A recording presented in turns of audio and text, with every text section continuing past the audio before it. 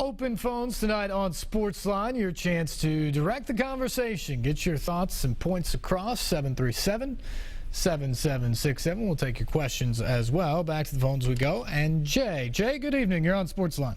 Hey, Steve. I'm watching my Commodores, too. I'm very excited about what we're doing over in West End basketball. I love that Riley LaChance. That guy is a heck of a ball handler.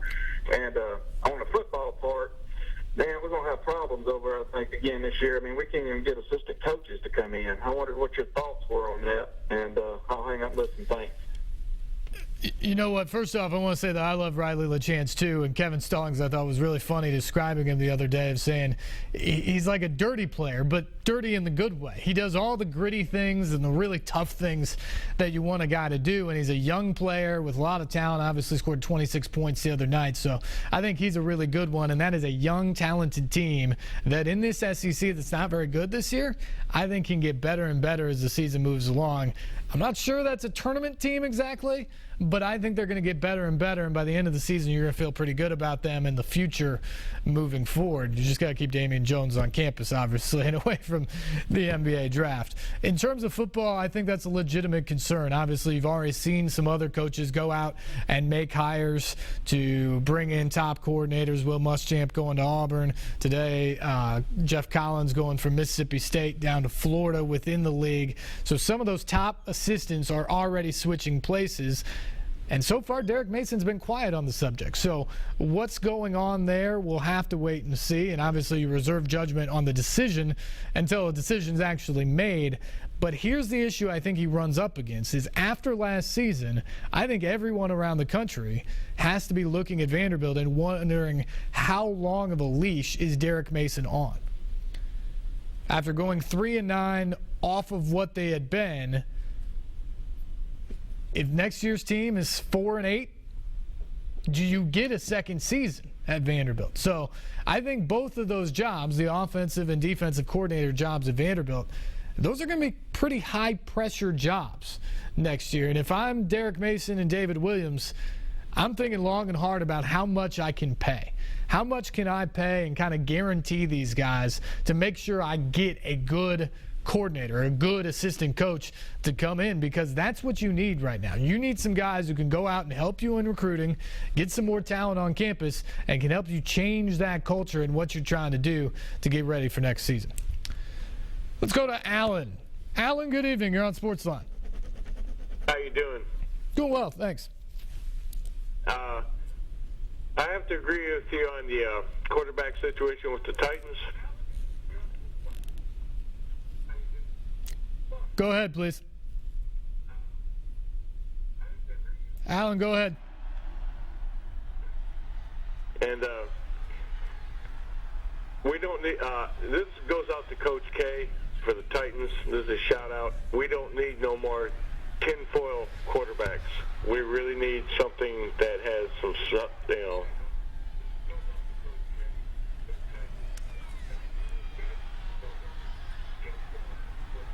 All right, Alan, we lost you there. When you call in, you got to turn your television down, by the way, because there's about a 10-second delay. So if you're trying to listen to the television or listen to yourself talk, you have that happen. Moving on. We'll go to my man Philip. Philip, good evening. What's going on? What is so hard for people to understand how to call into a show? They're not all pros like you, Philip. Excuse me. Well, it's all about how about them Cowboys. How about them? I got a theory. Number one, I'm very, as excited as I am about the season that they've had and what an exciting game that was last Sunday night, and I'm so happy they won, I'm still not convinced. And I think I'm the biggest diehard Cowboys fan there's ever been.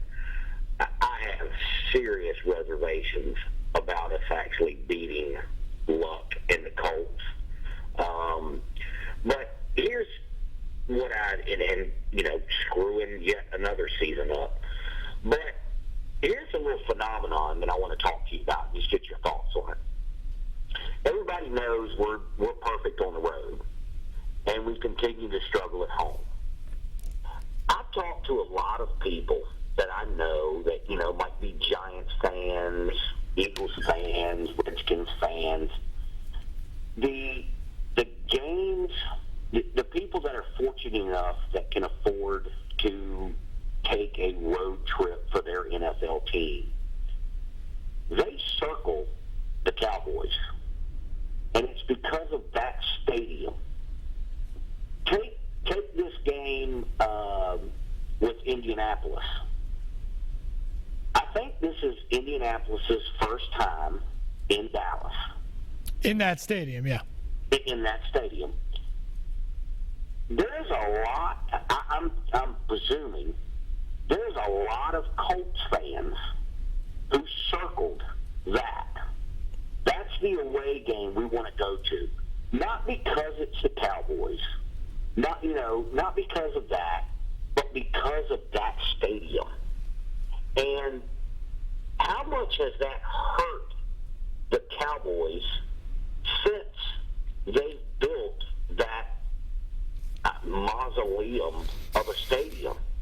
Because ever since they've had it, they don't even, it's like they don't have any home games. It's very confusing. When I was at the inaugural game, and it was an amazing thing, and I'm glad I did it. It's one of the most memorable things I've ever done. I felt so special to be one of 111,000 people that were packed in that stadium. But the phenomenon of going there, I think, has hurt the Cowboys.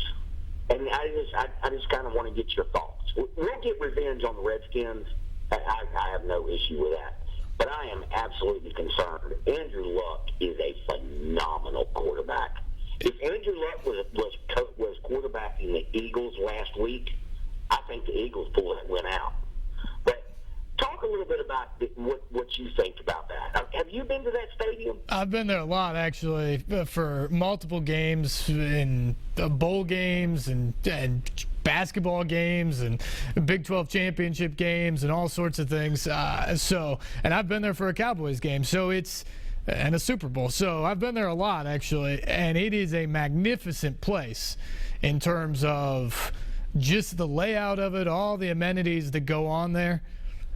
But you're right, it's a little bit of a spectacle. And when you have that kind of a coliseum, it becomes more than just a stadium, if you will. And it's no longer just a place where people go and cheer on the Cowboys to a victory. It's a place where you go to kind of be seen, and that includes the road fans. And yeah, you're right. I'm sure there'll be a lot of Colts fans there this weekend, just like there were a lot of Niners fans early on in the year, and a lot of Eagles fans and Giants fans and various other teams have gone in and invaded Cowboys Stadium throughout the years since that place has been built. Now, I think at some point the novelty probably wears off. You're getting to the back end of teams like the Colts, whose fans have never had the chance to go before. So that novelty may wear off at some point, but it's a fantastic place. And tickets are available because there's a lot of seats in that place.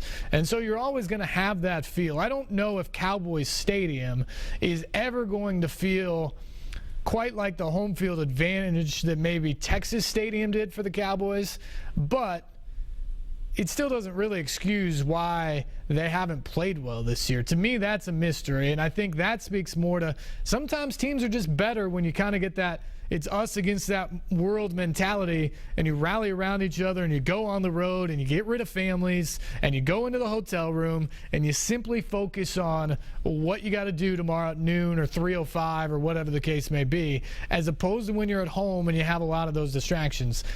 To me, the Cowboys seem like a team. Maybe it's just Jerry Jones, maybe it's Tony Romo, maybe it's Des Bryant, some of the glamour that goes with that. But they seem like a team that always has some distractions. Think about it. DeMarco Murray's having an amazing year. There is all sorts of stuff out there being talked about DeMarco Murray off the field right now.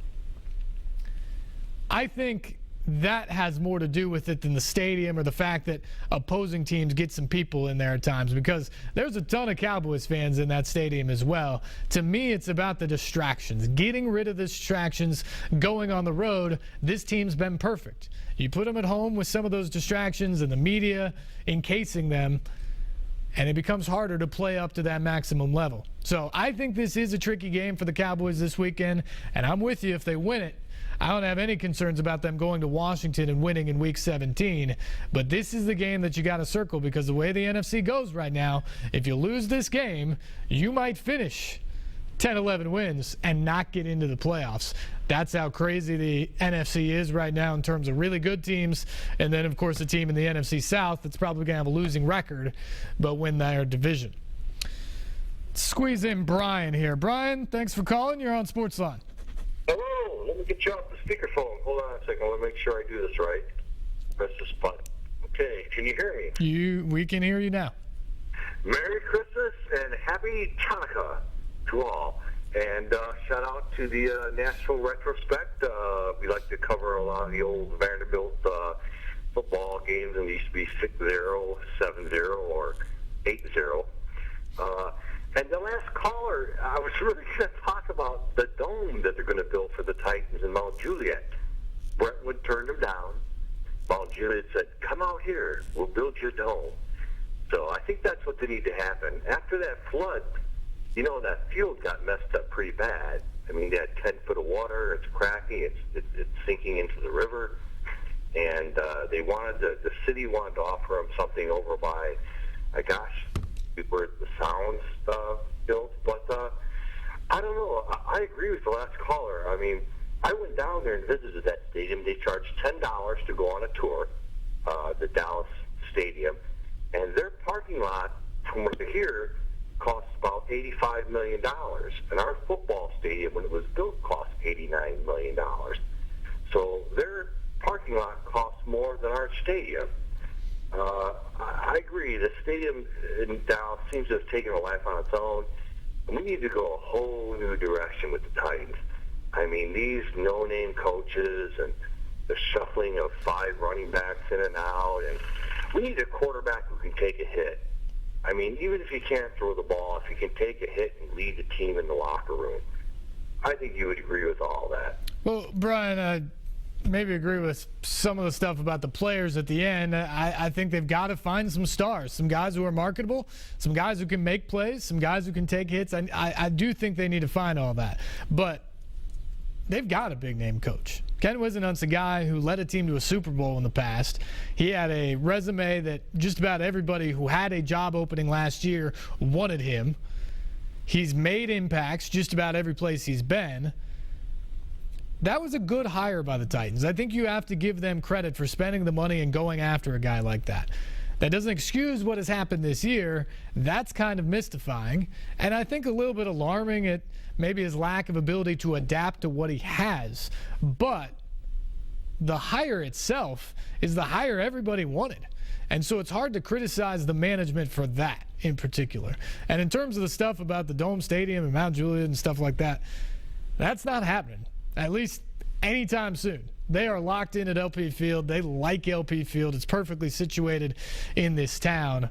That's where they're going to be for quite some time. Now, I do agree that the Titans were sort of the last end of kind of the 90s wave of building new stadiums. And since then, they've gotten much more expensive and much more fantastic. And so LP Field, if you go there and you walk in and walk around and watch a game there, and then you go to one of these other places like Cowboys Stadium or Lucas Oil Field in Indianapolis or whatever they call the stadium now in Houston where the Texans play, you know, after they built the stadium, after losing the Titans or the Oilers, those places are fantastic buildings. And they're events to go to besides just the action on the field. And eventually that's what they need here in Tennessee. They need a place where, as sad as it is to say, it's not just about the team on the field. They need a place where it's an event. They need a place that is just a spectacular coliseum or event space for NFL football. And also think of all the other things that you can do there. And I've said this before on this program. Think about CMA Fest in the summer when you can put it in a retractable roof stadium or a state-of-the-art stadium where maybe weather's no longer an issue. Think about the chance of hosting an SEC championship game or a college football championship game. All those things become options if you take that next step when it comes to a stadium. That's the next step for Nashville in the sports landscape, and I think as a city landscape. We're a ways off from it, but that is the next step 5 years, 6 years, 7 years, whatever down the line from right now. All right, we got to take a break. We will come back. More of your phone calls right after this here on SportsLine on News Channel 5+.